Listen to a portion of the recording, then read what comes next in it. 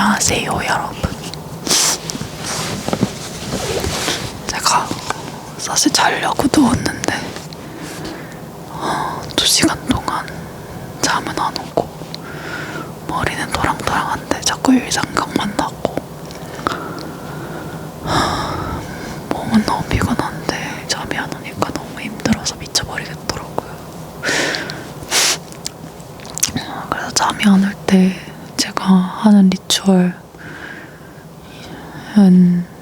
책 읽으면 잠이 좀 잘 오거든요.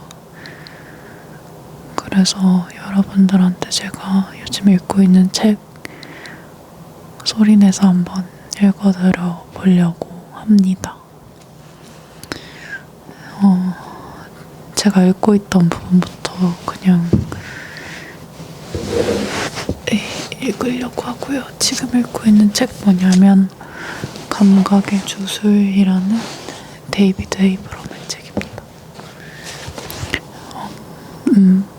데이비드 에이브럼 씨는 문화생태학자이자 지구철학자이자 마술사이신 분이에요.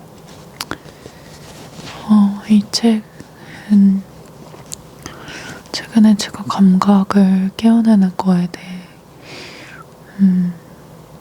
관심이 좀 생겼는데 추천을 받아가지고 읽기 시작하게 됐었고 각설하고 읽어보도록 하겠습니다.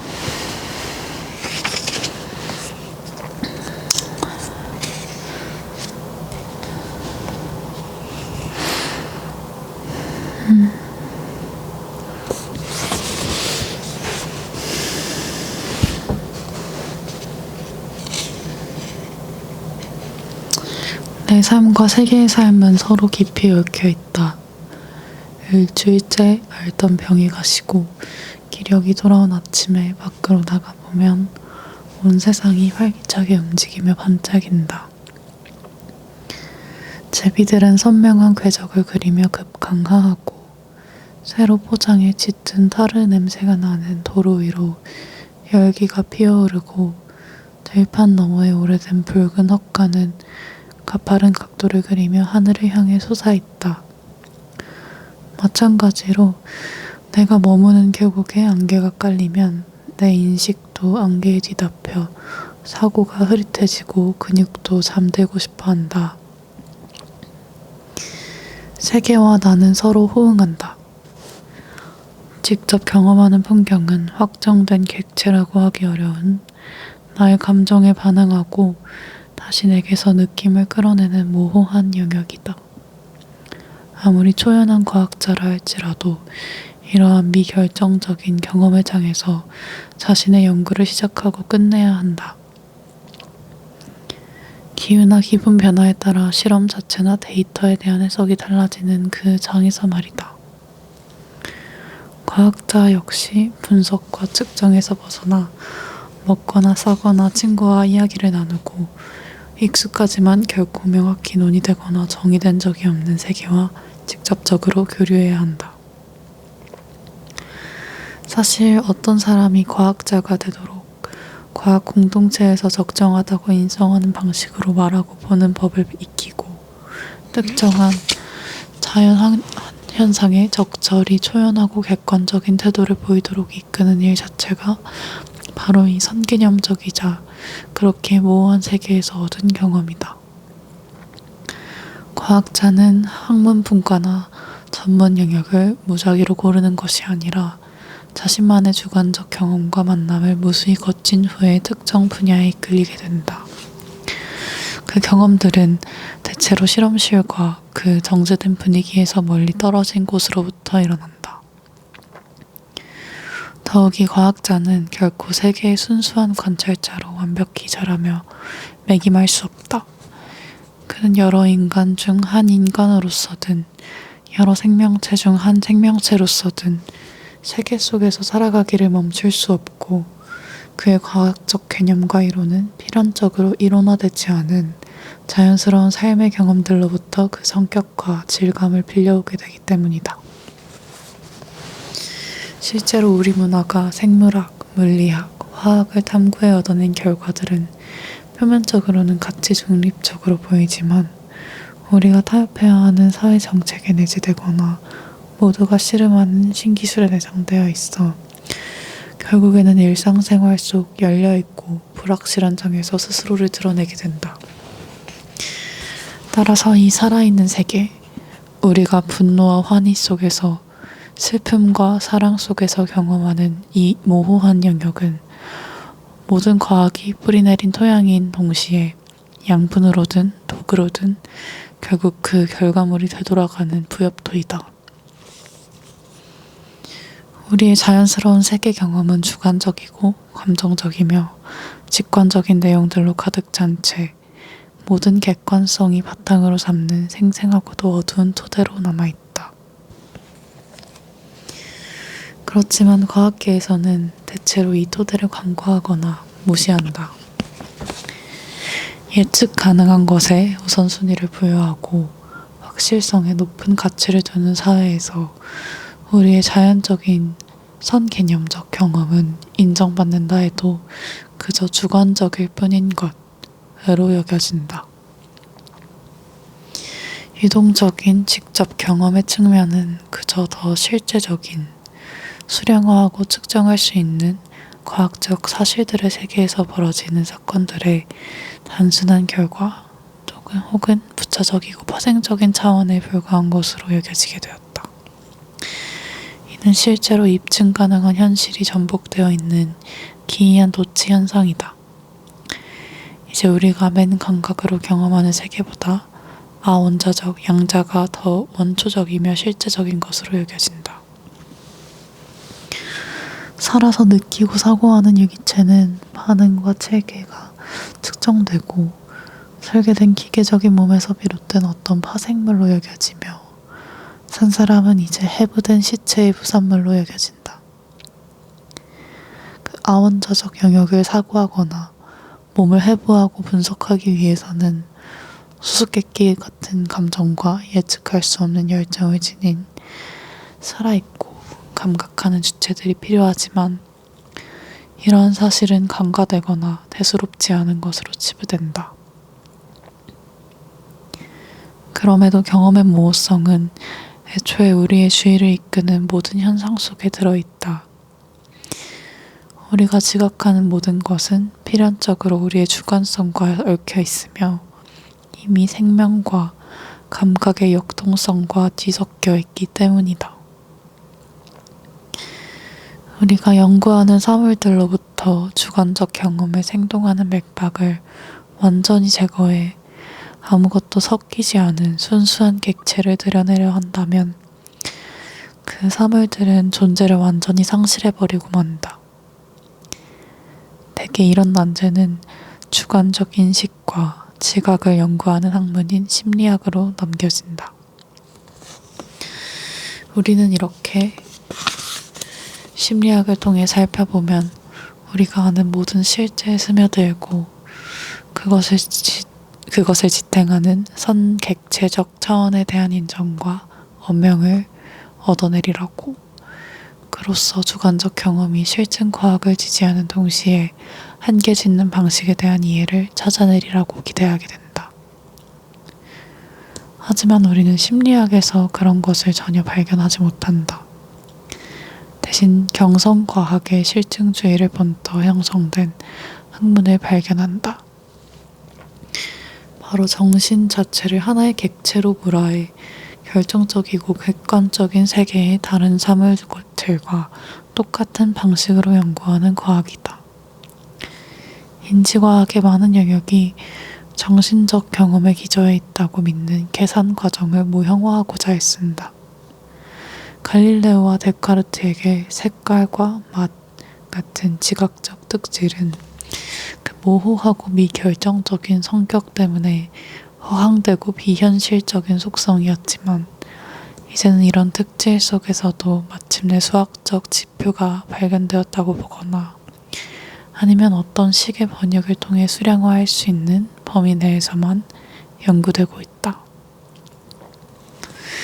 다른 영역에서 마찬가지로 여기서도 일상세계, 우리의 직접적이고 자연스러운 경험 세계는 여전히 기구와 방정식을 통해서만 엿볼 수 있는 순수한 사실들의 비인격적이고 객관적 차원에서 비롯된다고 여겨진다.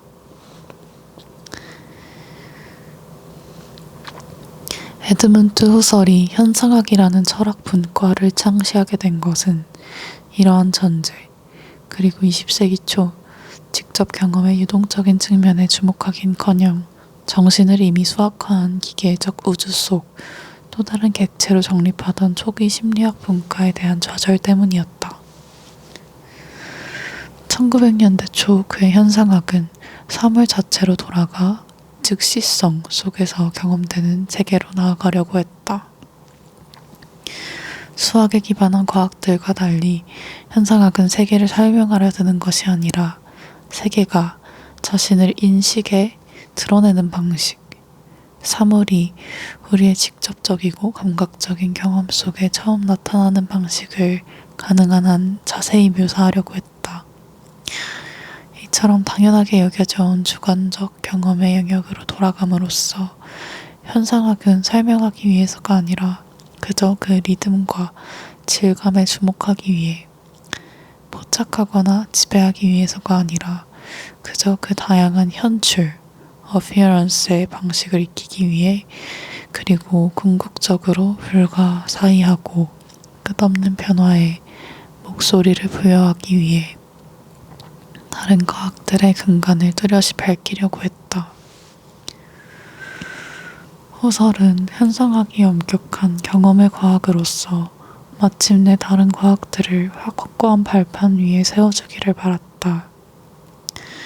물론 그 발판이 그런 과학들이 근거하는 척하는 고정하고 고정되고 완결된 객체만큼 견고하진 않더라도 우리를 둘러싼 사물들에 대한 경험에서 필연적으로 도출되는 지식을 뒷받침해줄 유일한 기반이라고 여겼다. 이에 관해 프랑스의 현상학자 모리스 메를로 퐁티는 다음과 같이 썼다. 세계에 대한 나의 지식은 심지어 과학적 지식조차 내 특유의 관점 혹은 세계에 대한 나의 경험에서 비롯한다. 이 경험이 없었다면 과학의 상징들도 무의미해질 것이다.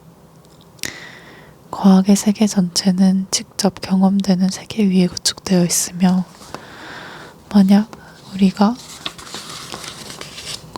과학 자체를 엄밀하게 탐구하고 그 의미와 범위를 정확히 측정하고 싶다면 먼저 과학이 그 2차적 표현에 지나지 않은 세계의 근본적인 경험을 되살려야 한다.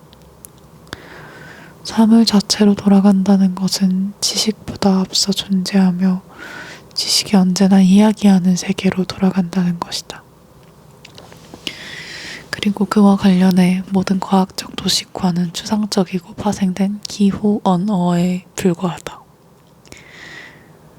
우리가 이미 숲이나 초원, 강이 무엇인지 배웠던 전원 풍경에 비해 지리학이 그러하듯이 말이다.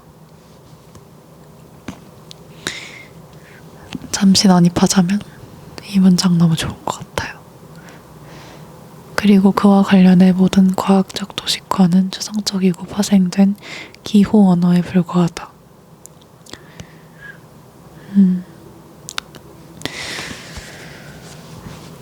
상호 주관성.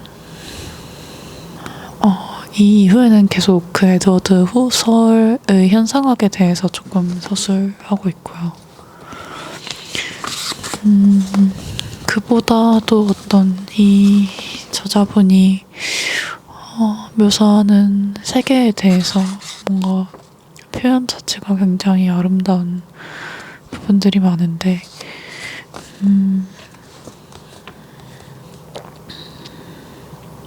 이 부분 같이 읽어보면 좋을 것 같아요. 마지막으로 후설은 공간 개념만이 아니라 시간 개념의 핵심에도 지구가 자리한다고 말하는 듯하다. 그는 지구를 우리의 원초적 고향이자 원초적 역사라고 표현한다. 세상의 모든 고유한 문화적 역사는 이 거대한 이야기 속의 한 일화에 지나지 않으며 문화적으로 구성된 시간 개념들 역시 하나의 지구에 현존하는 육체적 존재로서 우리가 지닌 깊은 역사 위에서만 성립한다고 말이다. 그렇기에 후설에게 지구는 생활세계의 비밀스러운 신부이다. 경험의 가장 불가해한 영역이며 그 어떤 특정한 문화나 언어의 구조와도 넘어서는 수수께끼다. 그가 표현하길 지구를 둘러싼 세계의 방주, 모든 상대적 생활세계가 공통으로 뿌리내린 토대다. 앞으로 살펴보겠지만 인간의 인식 전반에서 지구가 지니는 중요성에 따른 후설의 말년의 통찰은 이후 현상학이라는 철학의 전개에 중대한 함의를 남겼다.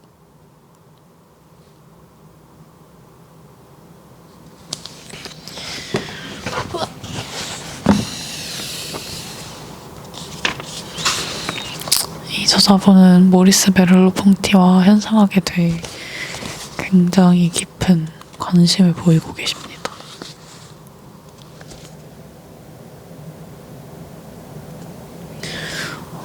아직 읽고 있는 초반이라서 사실 이 책에 너무 흥미로운 구간들이 많아 보이거든요.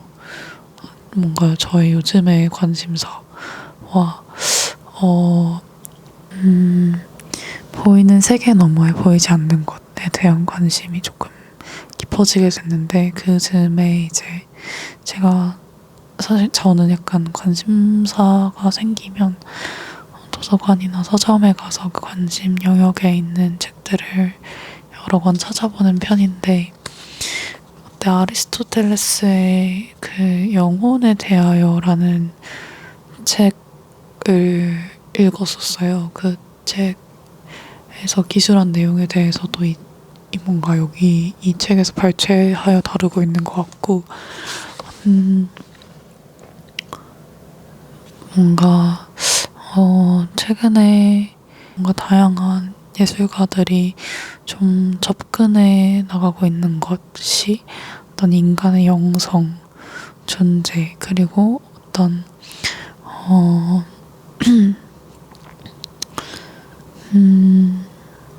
이 어떤 육체의 감각이라는 것이 우리보다 더 큰 것을 감각하게 되고 우리가 몸과 몸으로서 연결되고 또 어떤 정신과 정신으로서 연결되는 그를 통하여 추구하게 되는 어떤 인간 너머의 것에 대한 관심이 동시대 예술이 뭔가 촉각을 곤두세우고 있는 영역이 아닌가 하는 그런 이야기를 들었었고 저도 이제 하게 되었는데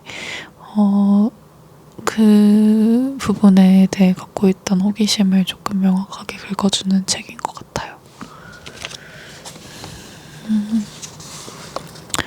다 너무 재밌겠는데 잠을 자려고 영상을 켰는데 잠이 다 깨버렸다. 근데 이제 조금 졸린 것 같기도 합니다.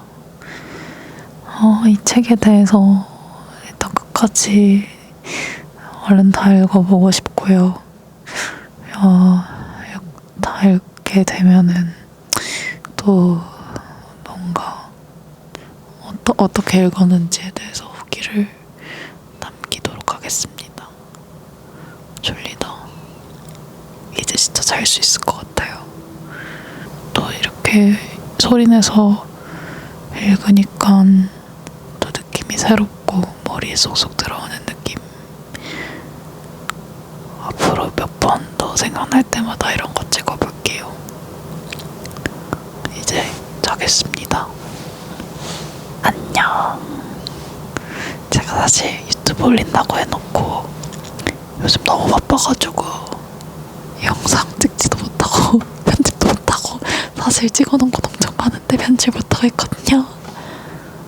저에게 저를 위해 쓸 수 있는 시간